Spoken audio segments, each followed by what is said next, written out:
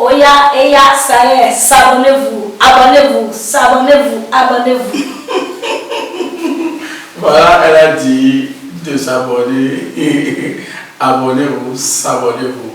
En tout cas, appuie sur la touche rouge qui est à côté de ton écran sur le portable pour pouvoir avoir nos films de prière, de délivrance, de guérison qui va t'édifier en toutes choses. Tu es béni au nom puissant de Jésus. Amen.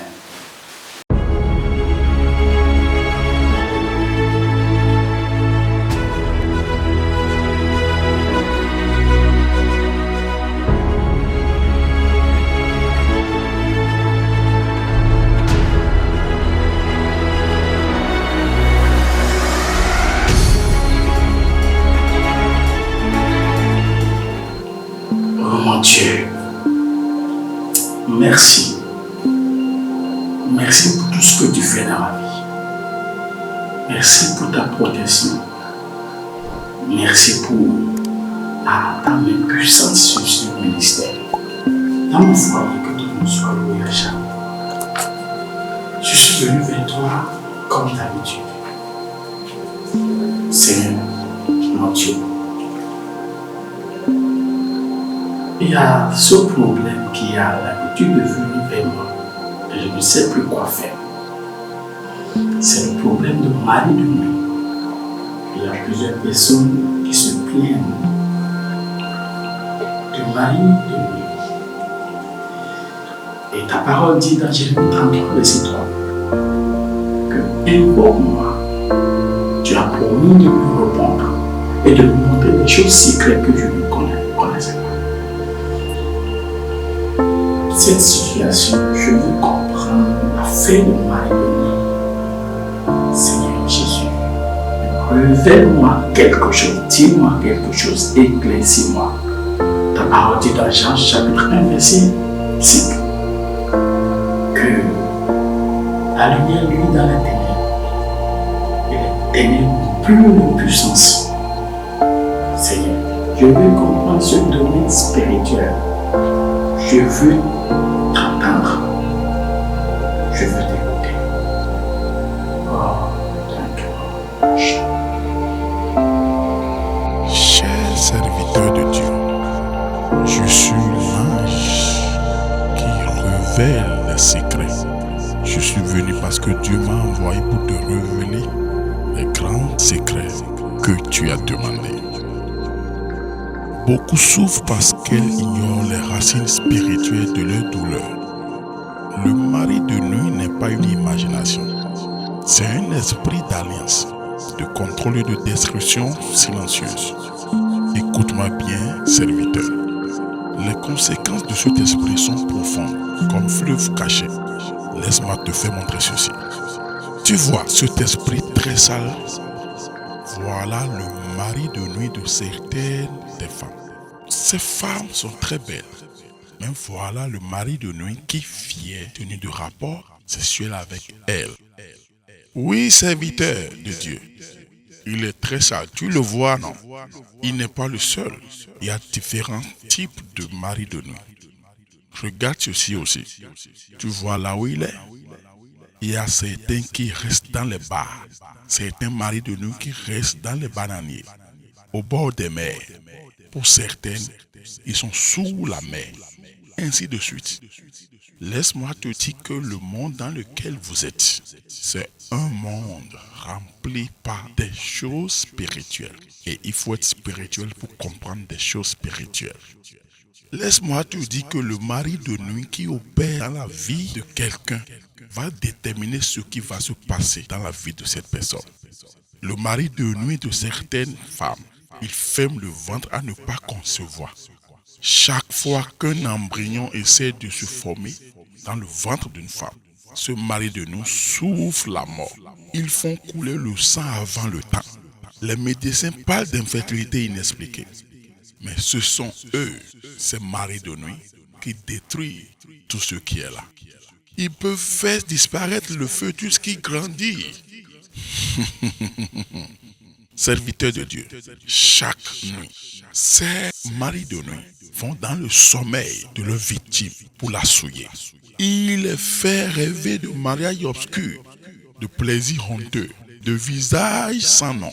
Et ainsi, leur prière du matin est impure et la conscience de leur victime est chargée de honte. L'esprit de mari de nuit agit comme un mari jaloux. Il est très jaloux. Il pousse le vrai mari à détester sa femme sans raison. Il crée des disputes constantes dans le foyer. Les nuits sont froides. Le mari terrestre finit par s'éloigner ou par commettre l'adultère. Tout homme qui s'approche d'elle, il le fait fuir. Il sème la colère dans son mari, l'incompréhension dans le foyer. Il dort près d'elle, mais son cœur est loin. C'est le travail du mari de nuit. Le foyer devient sans intimité, sans tendresse. Ceux qu'ils font sont très beaucoup. Écoute bien, certaines femmes deviennent stériles sans cause médicale, car le mari de nuit verse une semence spirituelle qui empêche toute autre vie naturelle. Laisse-moi te dire, l'esprit du mari de nuit s'oppose à la prospérité dans la vie de son victime, car il veut que la femme dépende de lui spirituellement. Il bloque les finances de son victime. Il vole les contrats. Il sabote les opportunités. Chaque fois qu'ils sont sur le point de réussir, il fait tomber la signature. Il ferme la porte d'opportunité. Il est la main invisible qui dévore leur récolte. Certaines perdent le goût de la prière. Dès qu'elle veut jeûner, elle dort. Dès qu'elle veut adorer Dieu, elles entendent une voix qui leur dit « Dieu est déjà à moi ». Les exercices spirituels sont difficiles pour les victimes de mari de nuit. Il fait murmurer à leur victime qu'elle n'est pas aimée. Il les fait pleurer dans le secret. Il fait éloigner sa victime de l'église, de ses amis, de son mari. Il fait d'elle une prisonnière du désespoir. Oui, laisse-moi te dire, serviteur de Dieu, que les femmes qui ressentent des douleurs sans cause, des maux de ventre que les médecins ne comprennent pas, des fatigues soudaines, des cauchemars, ce sont les œuvres de ces mauvais esprits. Ils donnent des baisers nocturnes à leurs victimes, ce qui devient une maladie dans les corps. Les fibromes, les myomes, les règles douloureuses, ce sont eux qui sont à la base. Dieu m'a envoyé pour te révéler ces secrets, pour que tu vas dans le monde, les dévoiler, ce secret, et les aider par la puissance qui est dans le nom de Jésus, le nom du Fils de Dieu, le plus saint. Et je vais te dire, le plus grand but du mari de nuit est d'éteindre la lumière de la destinée. Car quand une femme est liée, son étoile cesse de briller. Ses dons spirituels se bloquent. Son mariage, ses projets, sa joie deviennent prisonniers. Oui, ce n'est pas seulement les femmes qui sont liées à cet esprit. Les hommes aussi sont liés à cet esprit. Donc, chez les hommes, ils ont les femmes de nuit. Chez les femmes, ils ont mari de nuit. Ce mariage spirituel a commencé lorsque les hommes ont commencé par se multiplier sur la terre. Dans le livre de Genèse, chapitre 6, versets 1 à 7, où les anges rebelles chassés du ciel ont commencé par prendre pour femmes les hommes sur la terre. Les anges sont des esprits renvoyés du ciel qui viennent avoir une intimité avec les hommes qui sont dans la chair sur la terre. Serviteur de Dieu, n'aie pas peur, car Dieu t'a déjà donné le feu et la puissance pour libérer les gens de cette captivité. Va enseigner la vérité. Va dévoiler les œuvres cachées du mari de nuit et tu mèneras le peuple de Dieu à la délivrance. Touche toujours cet esprit dans tes programmes de prière et de délivrance. Et tu verras que les victimes seront délivrées et libérées. Et leur destin va sûrement s'accomplir. Que la paix de Dieu, le Créateur, soit avec toi. Amen. Merci Seigneur. Merci Seigneur. Merci Seigneur. Pour ce message très puissant. Pour ce message très puissant. Que ton nom soit loué. Je demande ton aide. Aide-moi, Seigneur, à accomplir, à faire ce que tu veux. Aide-moi à délivrer les gens. Aide-moi à faire ce que tu veux. Merci. Merci. Merci.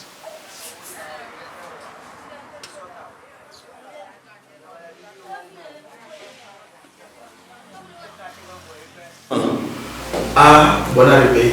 Merci beaucoup. Comment vous allez? Ça va. Et dans l'ensemble. Soyez richement bénis. Amen. Pasteur, nous sommes venus pour vous remercier pour tout ce que Dieu a utilisé à faire dans ma vie et dans mon foyer. Ouais. Merci beaucoup. Ouais. D'après les prières que vous m'avez donné à faire, il y a vraiment du changement. Ouais. Même les démons que l'habitude de travailler dans ma vie, ils sont tous partis et à jamais. Vraiment, merci beaucoup, Pasteur. Vraiment, merci, Pasteur, pour tout. Oui. Vraiment, merci. Toute gloire à Dieu et c'est Dieu qui a opéré tous ces miracles et en plus je le fais d'abord.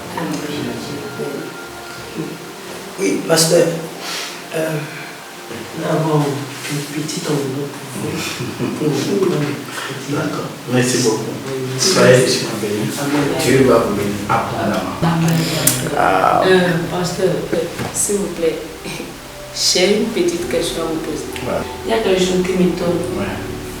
Et je constate lors des délivrances, même dans les églises, lors des délivrances, les gens tombent. Mais ce qui m'a étonné est que j'ai fait la prière de délivrance, mais je n'ai pas tombé. Oui. Ça m'étonne en fait. Tu n'as pas tombé. Et ce que je vais te dire, c'est que la délivrance, ce n'est pas forcément que les gens tombent. Okay. Tu peux ne pas tomber dans la délivrance. Et si la parole de Dieu vient et agit dans ta vie, les démons peuvent fuir sans que tu ne tombes pas. La Bible dit dans Psaume 107, verset 20, il envoie sans parole. Et la parole délivre, guérit, fait beaucoup de choses. Même dans Jean chapitre 1, verset 5, la lumière lui dans les ténèbres ne peuvent rien. Donc tomber ne pas forcément la délivrance. La délivrance, c'est vaste. On ne peut pas tout ici. D'accord. Merci beaucoup. Prions. Seigneur Jésus, je te dis merci. Merci pour ce foyer. Merci pour ce que tu as fait dans la vie. Que ton nom soit loué au nom de Jésus. Je prie au nom puissant de Jésus que la paix de Dieu, la grâce de Dieu, l'évolution, la promotion en toutes les bonnes choses soit le portion au nom de Jésus. Je prie pour la paix, la joie, la gloire de Dieu, la présence de Dieu dans le foyer au nom puissant de Jésus. Je prie pour que Dieu soit toujours avec vous. Amen. Ainsi soit-il. Amen.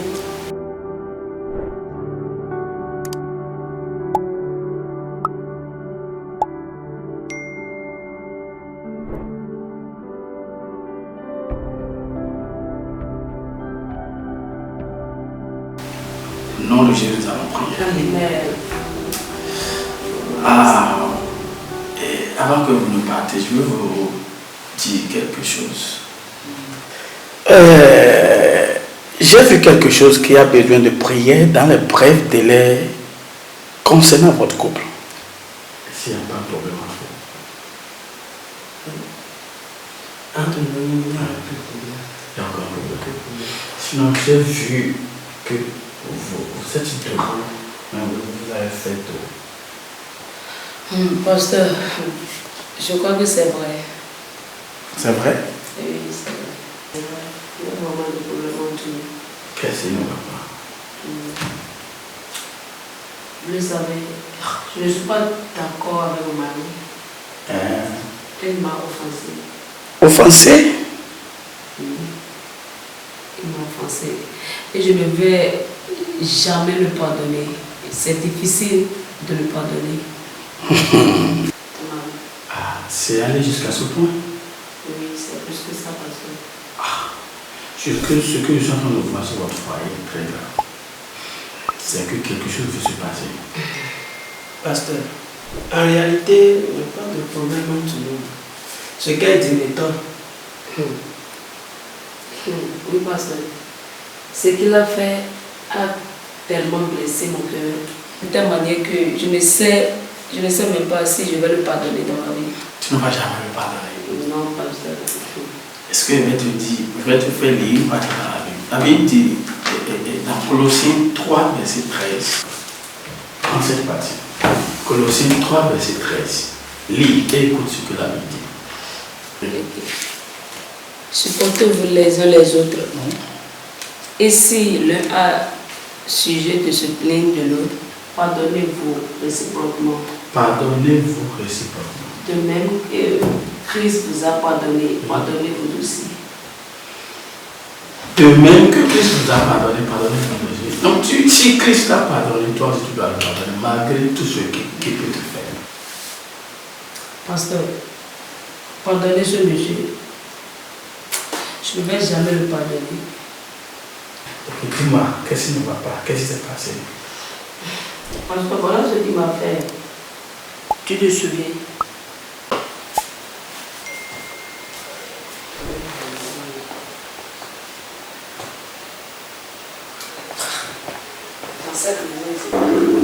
Hello, bonsoir mon amour. Comment vas-tu? Depuis que je t'attendais à la maison, je ne t'ai pas vu. J'espère que tout va bien. Hello, bonsoir mon amour. Comment vas-tu? Depuis que je t'attendais à la maison, je ne t'ai pas vu. J'espère que tu vas bien. Pourquoi tu fous mon portable? Pourquoi je ne vais pas prendre ton téléphone? Donne-moi ça. C'est ce que tu me cachais. Voilà que Dieu t'a laissé dans le nez. Donne-moi mon portable. Pourquoi je vais jamais...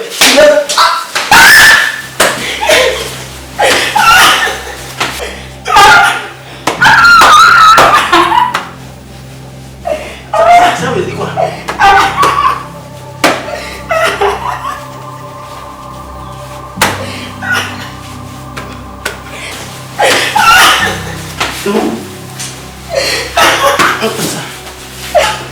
Ça veut dire quoi ça?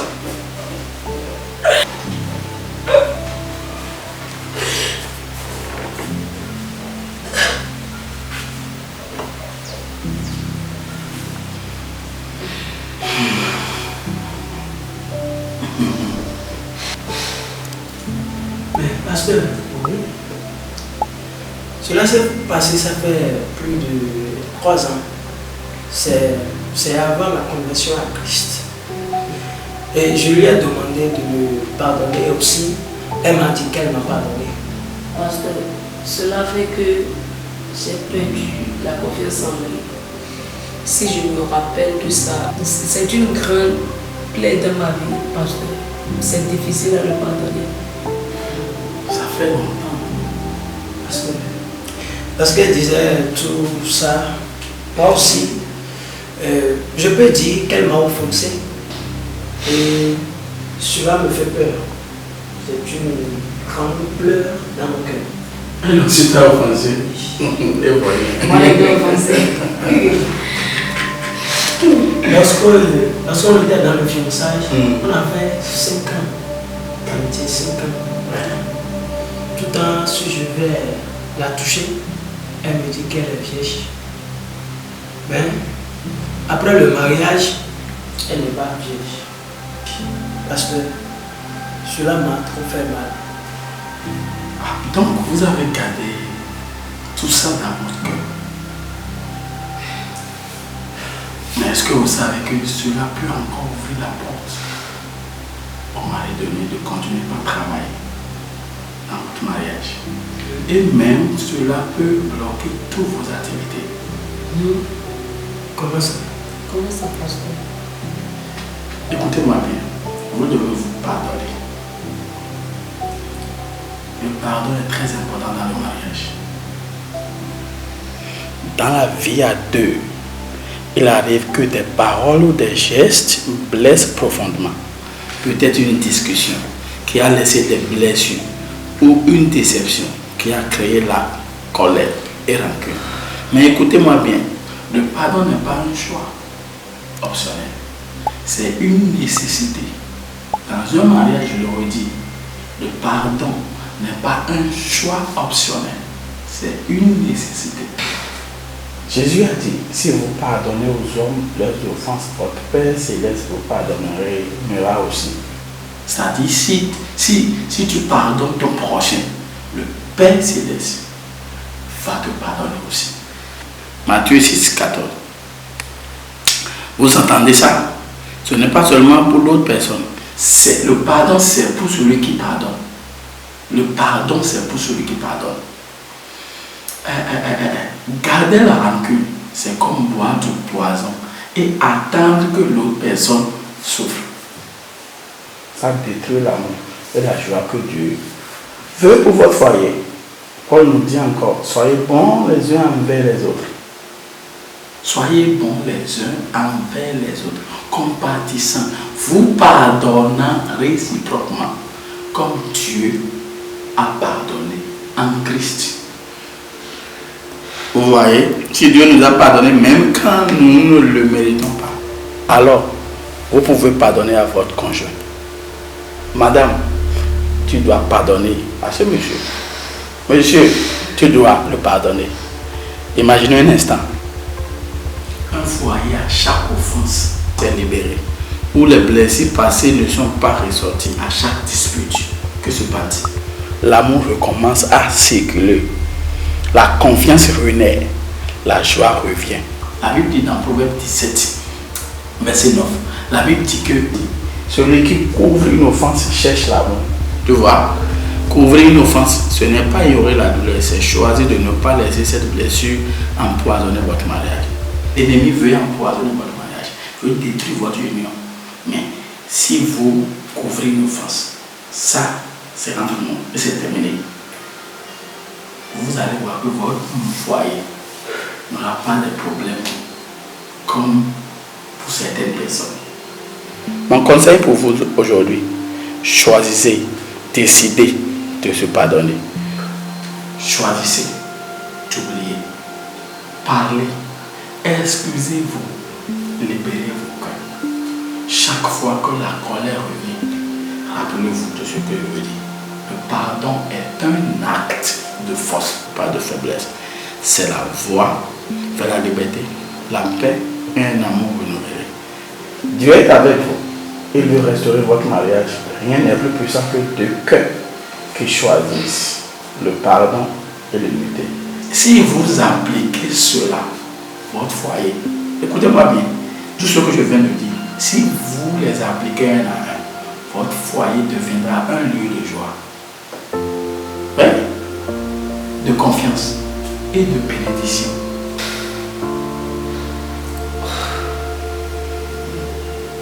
Pasteur, vraiment merci pour le message. Votre message m'a vraiment touché. Merci beaucoup. Merci.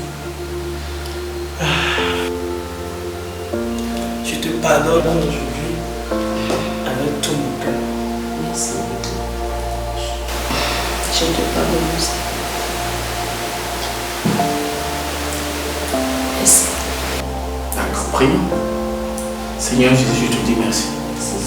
Merci pour ce que tu as fait maintenant. Merci parce que tu as aidé ce foyer de vivre selon ton plan. Que ton nom soit loué au nom de Jésus. Seigneur, je demande que ce foyer soit en paix, dans la joie, dans la grâce de Dieu. Merci soit-il. Au nom de Jésus. Amen. Amen. Merci beaucoup. Merci beaucoup, À la Pasteur. prochaine. À la prochaine.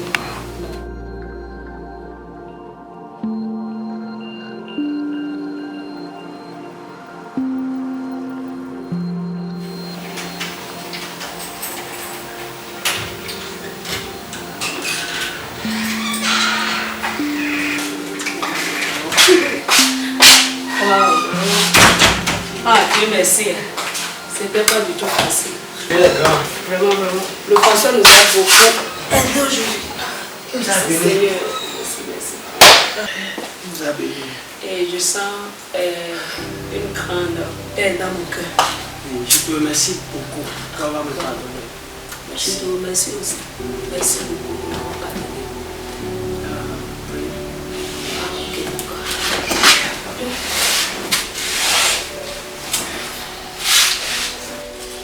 Il est bon, son amour est infini. Il est bon, son amour est infini. Il est bon, Jésus est bon. Il est bon, son amour est infini. Alléluia. Il est bon, son amour est infini. Il est bon, son amour est infini. Oui, il est bon.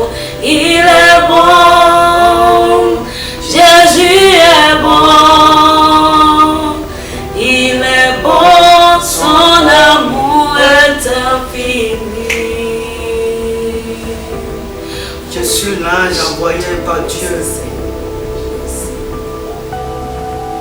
L'ange de paix, l'ange de joie, l'ange de succès et d'amour.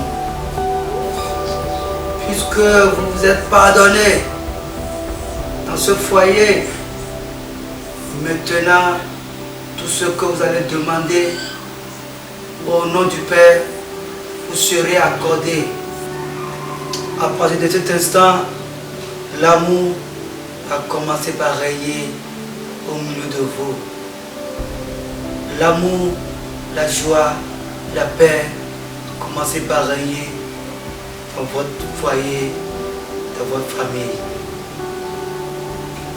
Maintenant, je suis là pour toujours pour vous accompagner dans tout ce que vous allez entreprendre. Je suis là pour vous bénir maintenant et à jamais. À moins que vous commencez par se bagarrer, par vous bagarrer dans la maison. Là, je vais quitter la maison. Il est beau, son amour est infini. Il est bon, Jésus est bon. Il est bon, son amour est infini. Alléluia. Il est bon, son amour est infini. Jésus est bon, il est bon, son amour est infini. Oh, il est bon, Jésus est bon, il est bon, son amour est infini. Alors, je vous salue au nom puissant de Jésus, Christ de Nazareth. Je sais que vous avez suivi avec attention ce film. Le film à mon foyer, le foyer. Je vais vous dire que là où il y a deux personnes, quand elles invoquent Dieu, Dieu descend. Et quand Dieu descend, sa présence est là. Et lorsque la présence de Dieu est quelque part, il y a la délivrance, il y a la guérison, il y a la restauration. Vous voyez, lorsque le foyer a prié, dans tout ce qu'ils font, et ce qu'ils font, c'est-à-dire ils prient, le couple prie, et quand ils prient, Dieu intervient. Donc je veux te dire simplement, si tu peux te mettre dans la prière, et si ton couple peut prier, je sais que beaucoup de choses peuvent se passer. Tu es béni, au nom puissant de Jésus. Partage ce film, abonne-toi et commente le film et Dieu va te bénir au nom puissant de Jésus. Pour des conseils spirituels, pour des prières, tu peux nous contacter sur le numéro qui passe sur l'écran de ton portable. Tu es béni. Amen. Ciao.